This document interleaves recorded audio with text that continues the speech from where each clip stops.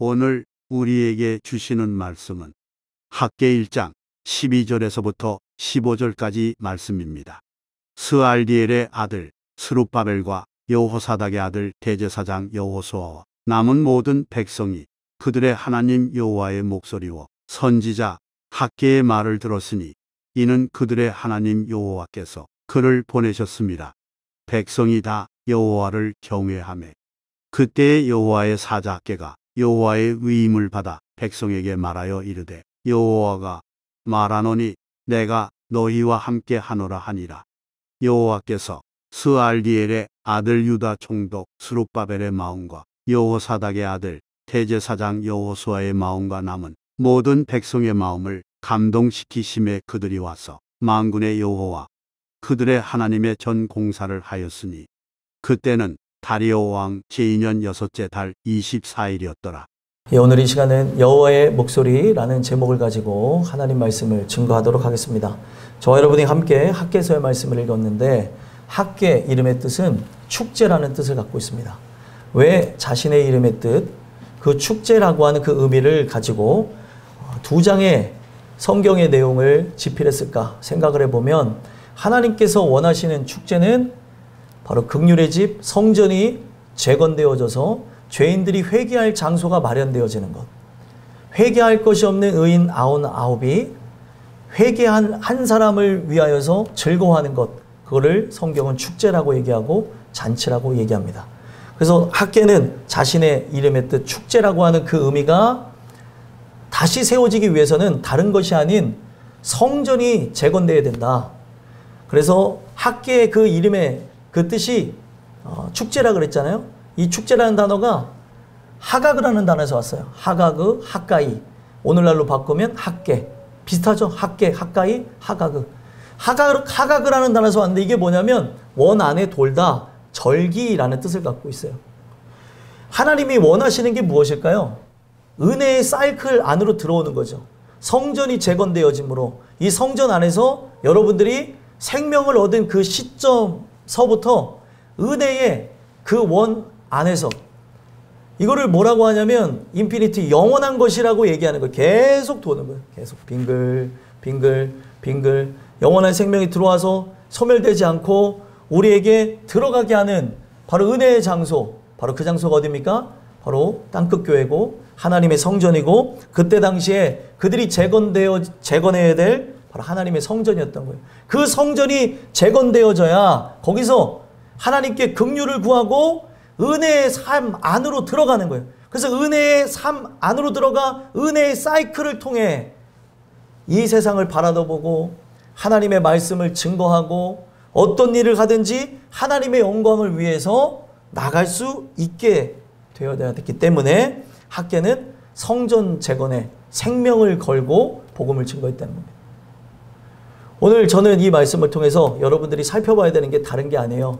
오늘 하나님이 원하시는 것은 이 유형의 교회를 세우는 게 목적이 아니라 바로 여러분들이 하나님의 성전으로 하나님의 땅끝 교회로 하나하나 세워지게 하기 위해서 이 유형의 교회를 세움으로 여러분들 자신들을 세우는 데 목적을 뒀다는 거예요.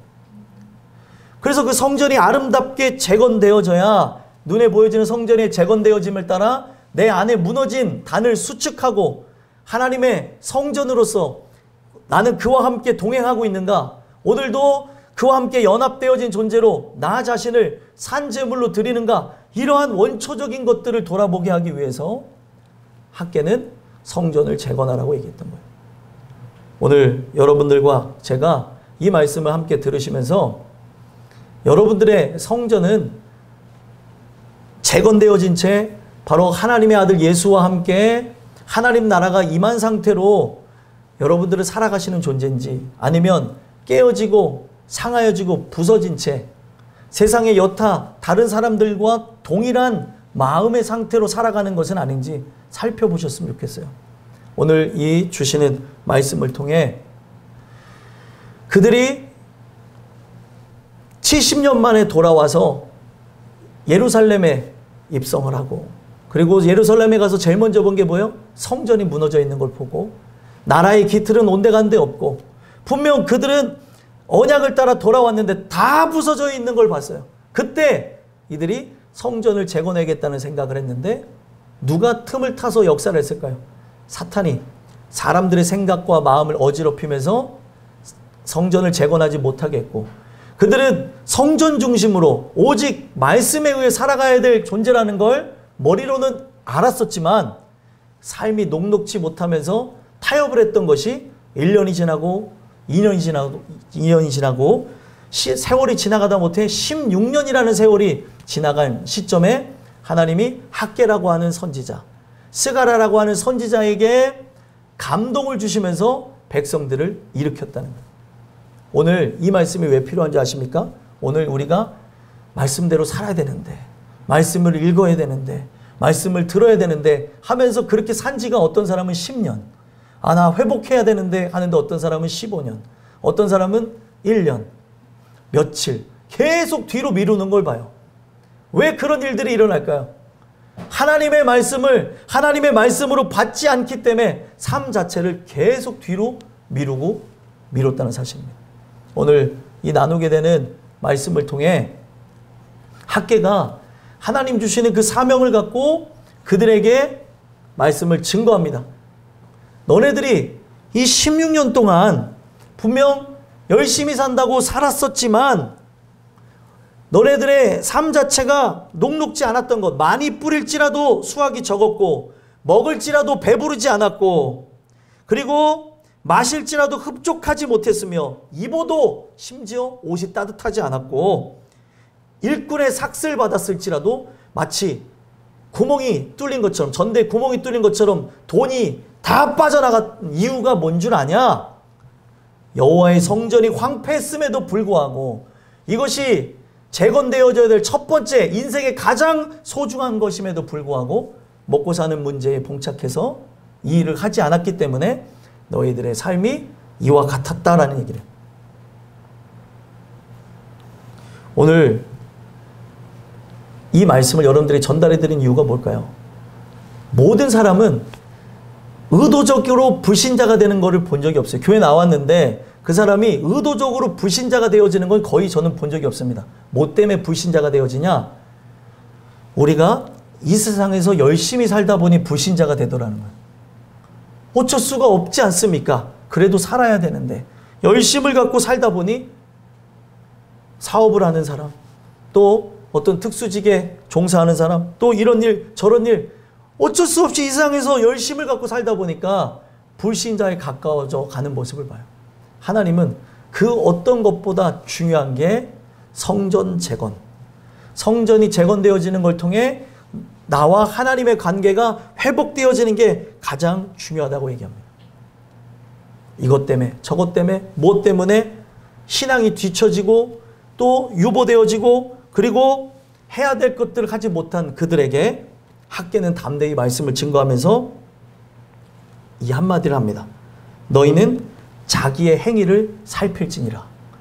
너네들의 삶의 발자취를 한번 돌아봐라.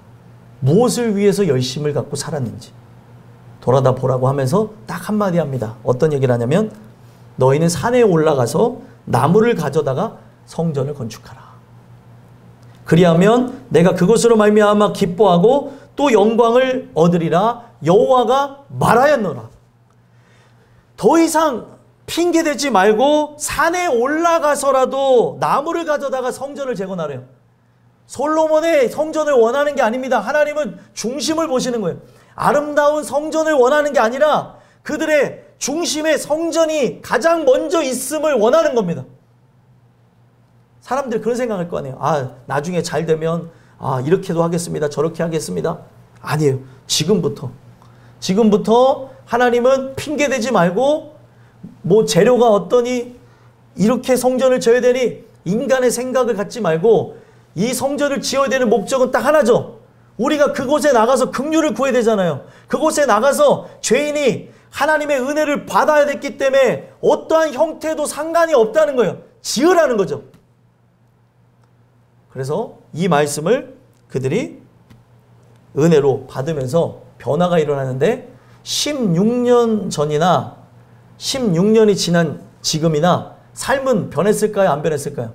살림살이는 좋아졌을까요? 안 좋아졌을까요? 좋아진 것 하나 없고 나아진 것 하나도 없는 상황에서 이들이 은혜를 받으니까 성전을 짓기 시작했다는 거예요. 중요한 거는 뭐예요? 마음이 변하는 거예요. 이 마음을 움직이는 영이 변해야 여러분들의 삶이 변하는 겁니다. 삶이 따라줘야 할 수 있는 게 아니라 삶보다 더 중요한 게 말씀이고 그 말씀을 통해 여러분들의 중심이 바뀌어져야 하는 거예요. 아, 이래서 못해요. 저래서 못해요. 그 사람은 어떤 환경이 와도 못합니다. 오늘 이 말씀을 듣고 은혜 받는 사람이 지금 이 순간부터 할 수 있는 거예요. 제가 어떤 청년한테 그래요. 아, 성경을 읽는 데서 성경을 읽고 싶다고 하길래 어떤 부분에서 이게 내 생각에 의해서 읽는 건지 하나님 은혜에 의해서 읽는 건지 생각하지 말고 읽어라. 읽기 시작하면 된다. 읽었는지 모르겠어요. 그런 생각의 노름에 젖을 게 아니라 성경 자체를 그냥 보는 거예요. 하나님의 말씀이 오늘 나에게 실체가 되어지고 실제가 되어지기 위해서 보는 거죠. 그래야 사는 건데 사람들은 자꾸 원론적이고 철학적인 생각을 갖고 자기의 삶에 이것이 맞는가 저것이 맞는가. 율법의 과정을 지나야 믿음이 온 이후에 자생적으로 은혜로 생명을 얻고 움직이게 되는 거예요. 오늘 내가 그 하나님을 사랑하는 부분 말씀을 읽어야 되는데 당연히 이래야 사는데 라고 하는데 안 읽는다고 하는 거는 모르기 때문에 안 읽는 거겠죠. 그렇지 않습니까? 오늘 우리가 이 말씀을 가까이 함으로 변화되는 일들이 일어났으면 좋겠어요. 결국에 그들이 하나님의 말씀을 들음으로 어떤 일들이 일어납니까? 16년이나 세월을 낭비하면서 못했던 성전 재건을 바로 여호와의 목소리로 듣는 그 순간부터 시작하게 되었다는 거예요. 오늘 우리는 그 내용을 얘기해 보려는 거예요. 오늘 제가 전달하는 이 말씀을 사람의 말로 받는 것은 아닌지 아니면 여호와의 목소리를 받는지 살펴보시면서 여호와의 목소리로 받기를 간구하시고 사모하심으로 여러분들의 삶의 진정한 유익, 구원의 역사, 회복의 역사가 여러분들의 것이 되기를 간절히 소망합니다. 그래서 오늘 본문에 보시면 12절에 가장 중요한 내용이 나옵니다. 이 12절을 기점으로 해서 13절에서 15절은 그 12절에 관련된 말씀을 풀이한 거예요.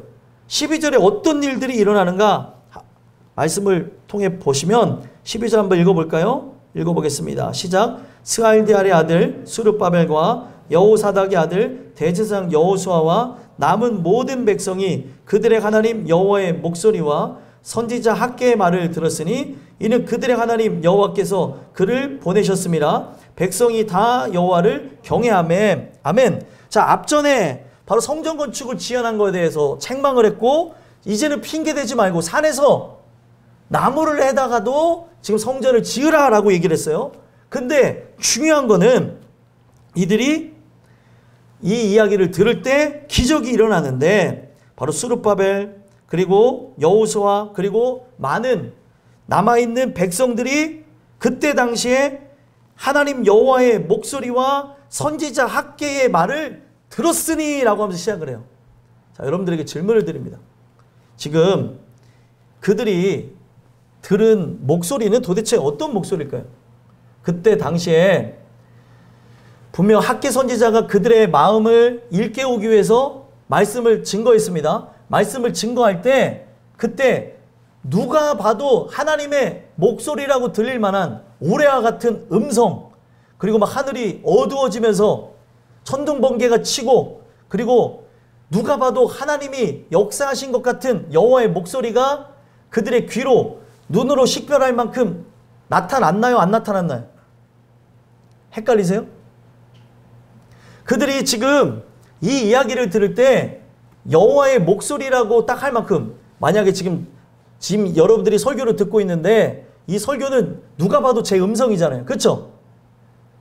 제가 아무리 목소리를 바꿔서 사랑하는 은진아 정신을 차리고 깨어 근신하여 기도하라 이렇게 얘기해도 제가 지금 인상을 팍팍 써요. 왜 쓰겠어요? 아우 목사님 왜 그래? 이러면서 장난을 치면서 제 얘기를 듣고 있거든요.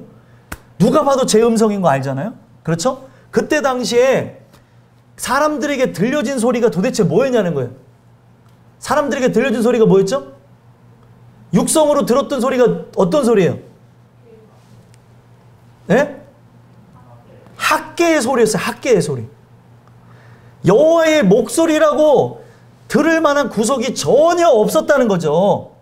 하나님이 자신의 목소리를 많은 사람들에게 들려주시는 게 아닙니다. 성경에 보면은 모세가 들었던 것을 사람들에게 전달하는 그런 방식으로 여호와의 목소리가 전달되어지는 걸 보죠. 마찬가지입니다. 지금도 저에게 하나님께서 은혜를 통해 당신의 소리, 당신의 뜻을 이 성경을 읽는 중에 저에게 깨달음을 주신 거예요. 그래서 이 말씀은 첫 번째로 저에게 주신 말씀이고, 저에게 주신 그 말씀, 바로 그분의 목소리를 바로 여러분들에게 공유해 드릴 때 하나님이 택정한 영혼, 오늘 이 시간에 은혜 주기로 작정한 사람은 사람의 말로 들려지는 것이 아니라 여호와의 목소리로 들려지더라는 것이죠. 그래서 오늘 여러분들이 항상 예배 전에 하나님 은혜를 사모하며 기도해야 되는 이유가 사람의 말로 받지 아니하고 하나님의 말씀으로 받기 위해 기도해야 되는 거예요. 하나님, 오늘도 이 말씀을 통해 은혜 받기를 원합니다. 주여 도와주시옵소서 하면서 기도하면서 나가면 신기한 거는 분명 이 자리에 서 있는 거는 김유선이라는 목사가 서서 말씀을 증거하고 있지만 하나님이 지금 은혜 베푸시고자 작정한 영혼에게는 바로 김유선 목사의 음성이 아닌 여호와의 목소리로 들려지더라는 거죠. 왜 제가 이것을 굳이 이렇게까지 풀이하면서 설명해 드립니까? 어린아이들, 청년, 장년들을 보면서 움직여야 되는데도 역동성 있게 순종하며 나가야 되는데도 순종하지 못하는 이유가 무엇이냐? 여호와의 목소리라고 듣지를 못하더라는 거죠. 만약에 누군가에게 성경을 읽어라, 꼭 3장씩 읽어라 라고 하는 게 제가 전달한 말이면 아유 이거는 뭐 상황에 따라 안 봐도 되지 라고 하겠지만 3장씩 읽어라고 하는 게 여호와의 목소리로 직접 들었어요. 그러면 읽을까요? 안 읽을까요? 은진아, 읽을까? 안 읽을까? 읽어? 그렇지. 읽죠. 그러면 오늘날 제가 여러분들에게 말씀드리고 싶은 게 그거예요. 성경을 가까이 해야 되는데, 성경을 읽어야 되는데, 말씀을 들어야 되는데 안 읽는 이유는 성경을 읽어야 된다고 골백 번 강조하고 하나님 말씀을 전달해도 사람의 소리로 듣는 거예요. 그렇지. 아유, 내가 성경 저렇게까지 알아서 뭐해. 저는 그렇게 전달한 적이 없는데 다 그래요. 성경 많이 알면 교만해져. 성경 저렇게까지 알 필요 없어. 도대체 이건 어디서 불경 외우듯이 그런 얘기를 하시는지 모르겠는데 저는 그렇게 전달한 적이 없는데 성경 많이 알면 안 돼. 왜 성경을 많이 알면 안 돼요? 성경이 곧 누구세요? 하나님 말씀이고 이 하나님 말씀이 곧 누구십니까? 현우야, 누구야? 예수님 아니야? 그치? 말씀이 곧 그리스도시잖아요. 그러면 그리스도를 알기를 소망해야 되는데 이것이 나타나지 않는 이유가 도대체 뭐냐는 거예요, 도대체. 늘 말씀을 사랑하며 말씀을 우리가 의지하며 살아갑시다 하면서 말씀 사역을 하는 땅끝 교회가 성경을 보지 않는 이유는 도대체 어디서 나타나냐는 거예요. 그런 이유가 나타나는 거는 제가 전달하는 이 말씀이 사람의 말로 들려지고 자기의 사료와 사견이 들어가서 자기 멋대로 해석하기 때문에 바뀌어지는 거예요. 왜 제가 이거를 넘치도록 강조하는지 아십니까? 그때도 그 이전에도 사람들이 불순종했던 이유가 하나님의 말씀을 대언했던 자들의 모든 그 말을 사람의 말로 받으면서 불순종하며 인생을 허비했는데 바로 선지자 학개의 말을 여호와의 목소리로 들려지면서 변화가 시작됐다는 거예요. 오늘도 여러분들이 변화하기를 원하신다면 어떤 일들이 있어야 될까요? 오늘 제일 먼저 그들이 하나님 여호와께서 그를 보내셨습니다. 그를 보내서 말씀하셨다는 걸 믿었다는 거죠. 이거는 저를 특별히 하려는 것이 아니라 제 입에서 나오는 그 말을 믿고 의지하라는 겁니다. 저를 특별히 하라는 얘기 안 해요. 저는 도구일 뿐입니다. 저는 아무것도 안 해요. 그래서 오늘 여러분들 제가 전달하는 이 말씀을 저는 대언하는 자로서 대언자로 쓴 것뿐이고 이 말씀에 여러분들이 하나님의 말씀으로 받아들일 때, 아, 저를 보내서 전달하는 거구나, 하나님 말씀을 대언하는구나 라고 하며 이것을 하나님의 메시지로, 여호와의 목소리로 받아들일 때 어떤 일들이 일어나는 거예요? 백성이 다 여호와를 경외하며, 여호와의 목소리로 들어야 경외가 일어나는 거예요. 여호와의 목소리로 듣지 않기 때문에 자기 멋대로, 감정대로, 자기의 의지대로 살아가는 거죠. 정욕대로. 여호와의 목소리로 듣게 되어지면 어떤 일들이 일어나요? 하나님을 경외하게 되는 거예요. 이거는 하나님의 신비의 역사인데, 경외라는 단어는 야레라는 단어입니다. 이게 뭐냐? 이 세상에 있는 모든 것들을 다 두려워하되, 이 세상에 있는 모든 것들을 다 두려워하되 하나님만 두려워하지 않는 세상 사람들과 같지 아니하고, 우리는 세상에 있는 모든 것들을 다 두려워하지 않되 하나님만 두려워하는 것. 이해가 되십니까? 세상 사람들은 세상에 있는 모든 것, 작은 거 하나도, 건강이나 아니면은 삶의 미래 계획이나 아니면 여러 상황이나 이런 걸 보면서 두려워하죠. 근심하죠. 걱정하죠. 근데 문제는 뭐예요? 하나님을 두려워하지 않아요. 근데 하나님의 사람들은 어떻게 해요? 세상에 있는 그 어떤 것도 두려워하지 않습니다. 왜요? 하나님이 나와 함께 하심을 믿기 때문에. 내 상황이 정말 고통이요, 괴로움이요, 그리고 심지어 망해가는 상황에서도 두려워하지 않아요. 하나님이 나와 함께 하시는 걸 믿는 거죠. 그래서 그들과 다른 게 뭐예요? 어떤 것도 두려워하지 않는데 오직 하나님만 두려워합니다. 하나님의 말씀만 의지하고 살아가요. 그게 바로 여호와의 목소리를 듣는 자에게서 나타나는 현상이에요. 사람들은 다 두려워하고 살아가잖아요. 근데 하나님의 사람은 여호와의 목소리에만 집중하고 여호와의 목소리만 두려워하며 살아간다는 거예요.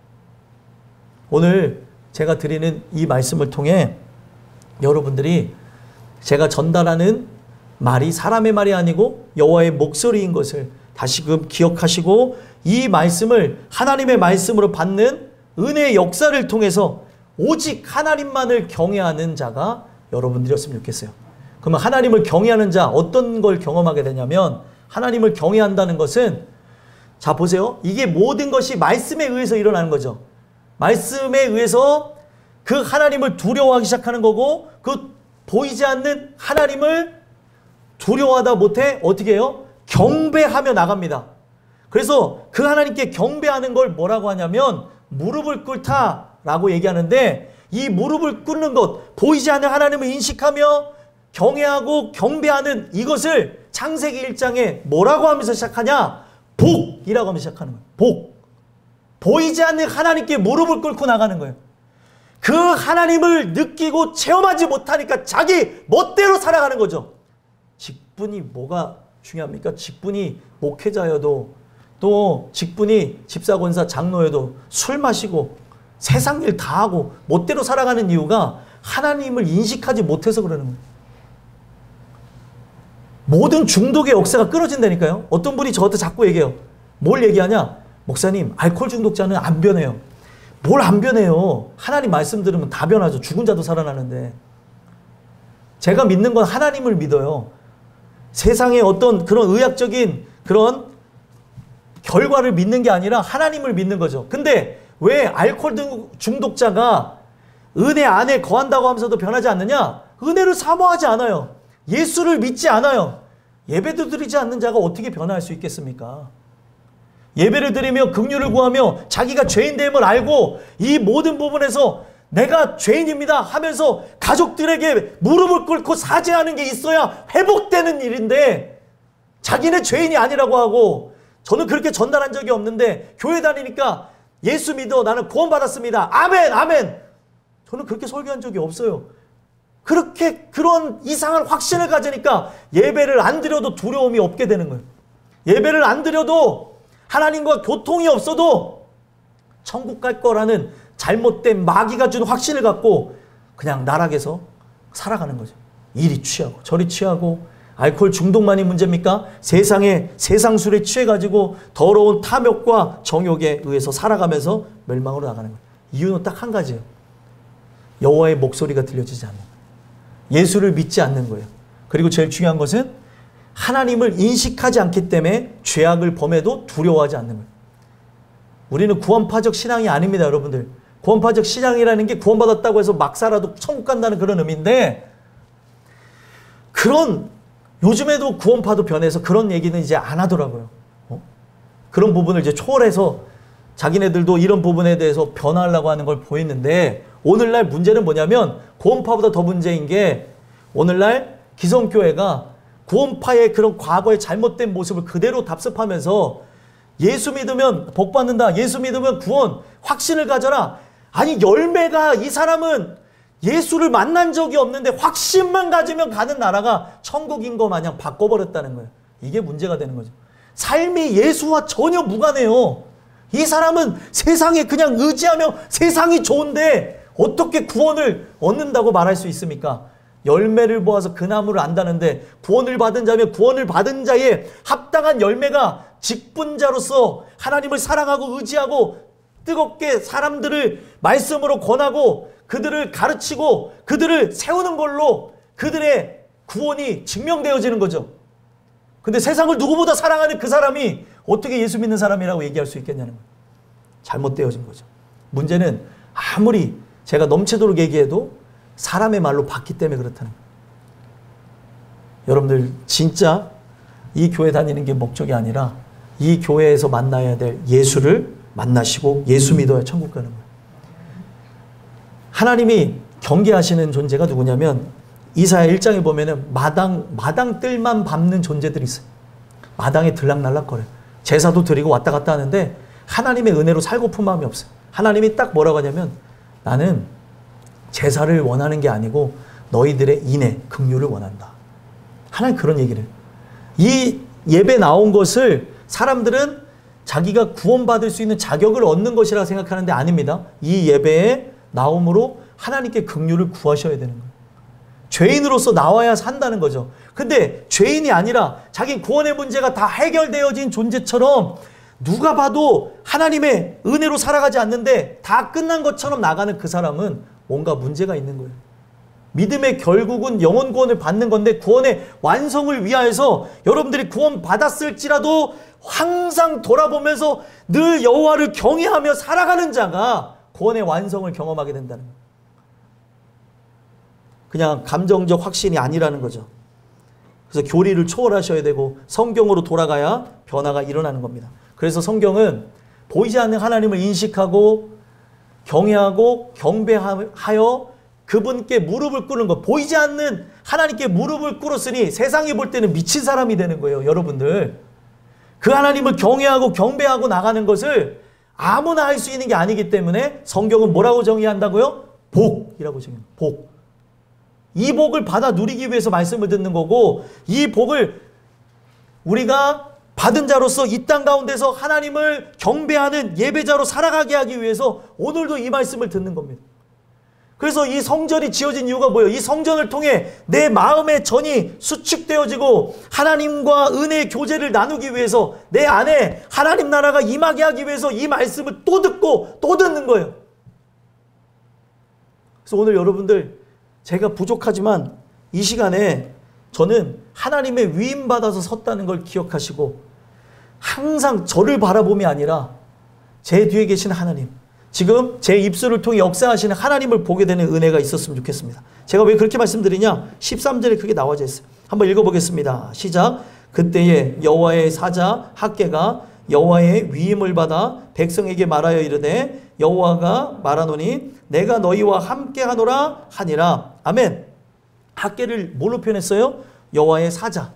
여호와의 사자라고 하니까 사람들은 그 사자가 하나님인 것처럼, 아니면 하나님이 보낸 어떤 특별한 존재인 것처럼 특별히 하려고 하는데 그럴 필요 없습니다. 여기서 말하는 사자의 의미는 하나님께서 보낸 대신이라는 거예요. 그러면은 그거는 그 사람에게 위험이 있는 게 아니라 뭐의 위험이 있어요? 말의 위험이 있는 거예요. 그래서 제일 중요한 게 무엇입니까? 우리가 이걸 통해서 봐야 되는 게, 우리가 옛날 조선시대 그런 사극을 혹시라도 지나가시면서 보면은 하는 얘기가 뭐예요? 어떤 사람이 딱 와서 촥 펼쳐서 하는 게 뭐예요? 어명이요! 죄인은 지금 이 어명 앞에 무릎을 꿇라. 그럼 이 사람이 분명히 직급이 낮은 사람인데 왕이 보낸 사람이잖아요. 그럼 어떻게 합니까? 무릎을 꿇더라는 거죠. 누구 때문에요? 바로 왕의 전달한 말 때문에 그런 일들이 일어나는 겁니다. 지금 그래서 여러분들, 저는요 지금 여기에 지금 세워져 있는 저의 모습은 도구에 불과한 거고 제 입에서 나오는 게 진짜인 거예요. 제 입에서 나오는 게. 그래서 이 사자 학개가 여호와의 위임을 받았다라고 하는 게 제일 중요한 거예요. 위임. 위임이라고 하는 게 똑같아요. 뭘 위임을 한 거예요? 전달해야 될 그 말을 전달하라고 모든 권한을 부여받았는데 이 권한의 핵심이 무엇입니까? 말에 있다는 거예요. 말에, 능력에 있다는 거죠. 그래서 지금 여호와의 위임을 받아서 선지자 학개가 말씀을 증거하기 때문에 이 말을 받으라고 얘기합니다. 이 말을 받으라. 그랬더니 백성에게 내가 위임받아서 전달합니다. 지금 하나님의 말씀을 대언합니다. 라고 그랬더니 그러면서 여호와가 말하노니 내가 너희와 함께하노라 라고 했더니 이들이 어떻게 된 거예요? 그 말을 듣고 위로를 얻고 힘을 얻고 하나님을 경외하게 되는 거예요. 누가 함께한다고요? 하나님이 함께한다고 하는 그 말을 들은 거예요. 그러면 제가 여러분들에게 질문 드리겠습니다. 16년 전에도 제일 먼저 이 성전을 건축할 시점이 16년 전에도 하나님은 함께 하셨나요? 함께 하시지 않았나요? 함께 하셨죠. 그럼 16년이 지난 지금은 함께 하십니까? 함께 하시지 않습니까? 함께 하시죠. 다만 누가 몰랐던 거예요? 백성들이 있고 몰랐던 거죠. 그들이 삶의 노예가 되어지고 삶에 길들어지다 보니까 하나님이 함께하는 걸 잊어버리는 거예요. 눈앞에 펼쳐져 있는 어려운 상황, 형편, 처지 이런 것들만 보는 거죠. 그런 것을 바라보는 그들에게 이 여호와의 말씀이 임하여서 그들에게 큰 위로를 줍니다. 어떤 위로를 줘요? 지금 내가 너희와 함께한다. 아무것도 느낄 수 없지만 내가 너희와 함께 하노니 지금 이 말씀을 순종하고 나가라는 거죠. 그래서 16년 전이나 16년이 지난 지금이나 상황이 달라진 거 아무것도 없는데 이것을 여호와의 목소리로 받아들였더니 그동안 못했던 것, 그동안 미뤘던 것, 그동안 패배하며 세상 앞에 굴복했던 그 삶의 개혁이 일어나기 시작하는 거예요. 무엇 때문에요? 여호와의 목소리를 들은 그 시점부터 변하는 거예요.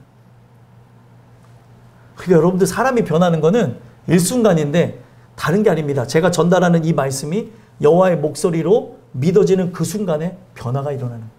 그래서 이것을 하나님 말씀으로 받기 위해 기도하셔야 되고 여기에 잡다한 생각이 못 들어오기를 기도하셔야 되고 오늘날 이 말씀에 집중하기 위해서 기도함으로 하나님 졸지 않게 해달라고도 하고 오늘 여러 부분에서 오로지 하나님 말씀에 집중하며 세워지기를 기도해야 되는 게 거기 있는 거예요. 여호와의 목소리로 들으면 끝나는 거예요. 그 목소리를 들으면 뭐예요? 말씀을 들음으로 믿음이 생겨난다잖아요. 믿음은 들음에서는 안 되잖아요. 근데 그 믿음이 어떻게 생겨나는 거예요? 여호와의 목소리로 들어야 믿음이 생겨나는 겁니다. 사람의 소리로 듣지 않으면 절대로 믿음이 생겨날 수가 없어요. 사람의 소리로 듣는데 어떻게 믿음이 생겨납니까?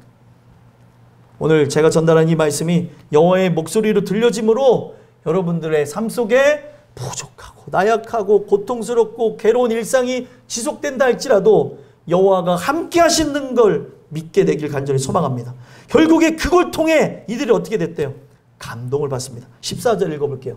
읽어보겠습니다. 시작.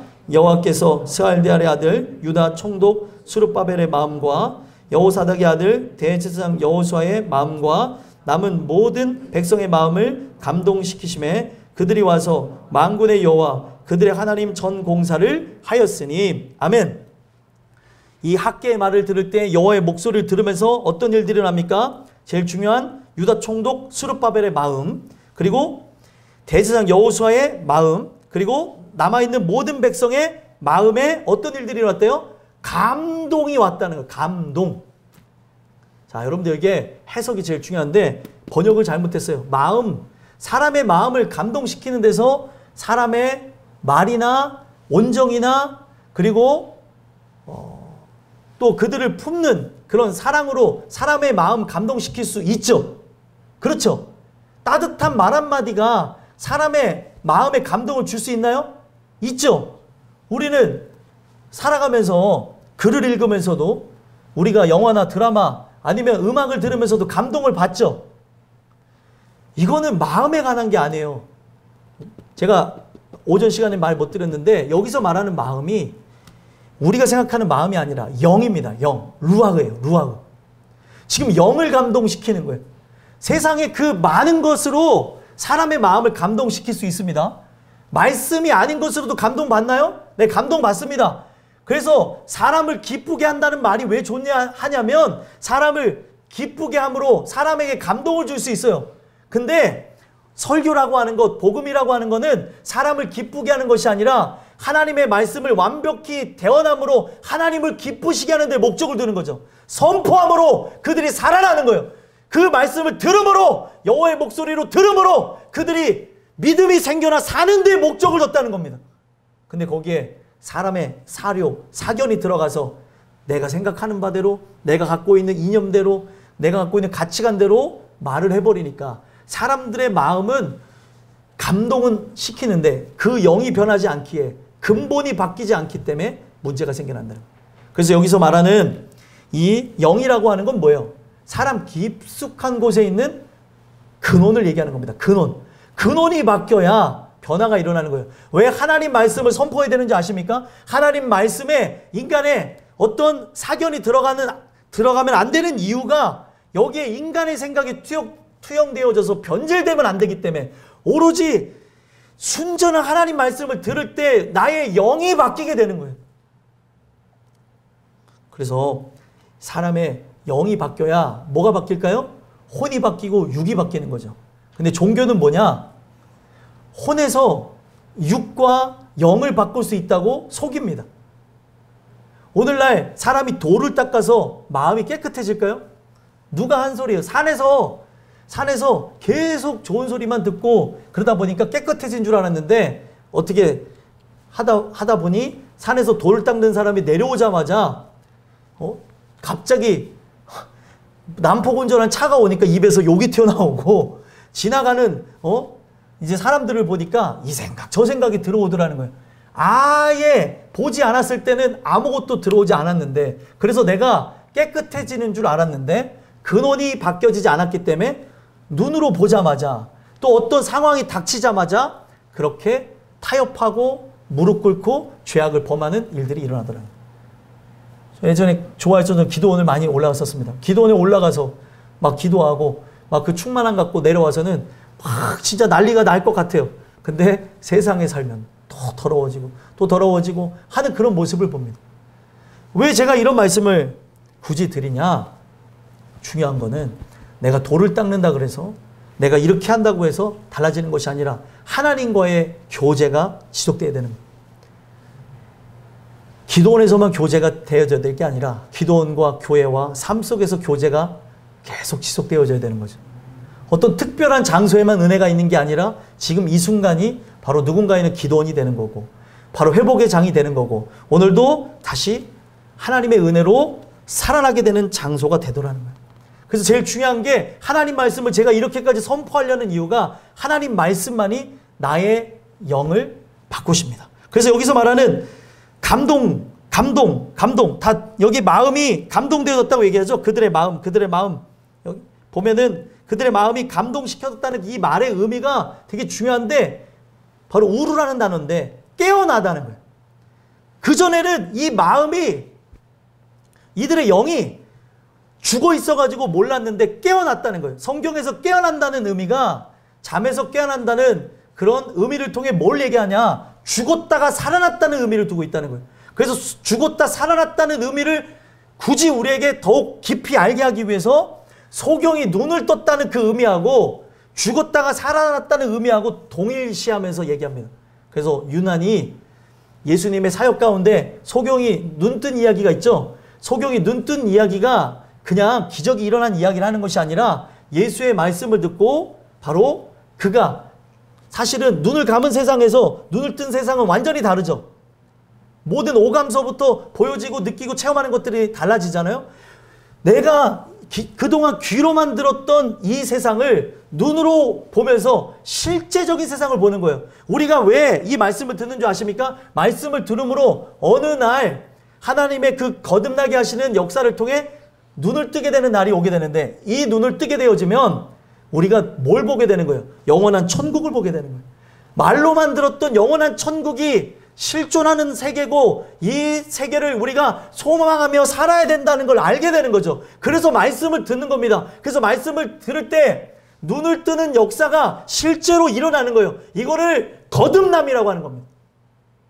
눈이 허망하여서 하나님을 보지 못하고 땅의 것을 추구하고 더러운 것들을 의지하며 나가는데, 하나님 주시는 말씀을 듣는 그날에, 그 어느 때에 눈을 떠서 내가 의지하고 바라봐야 될 대상이 믿음의 주요 온전케 하시는 인 예수를 바라다보고, 그 예수를 통해 어딜 봐요? 영원한 천국을 보는 거라는 걸 깨닫는 거예요.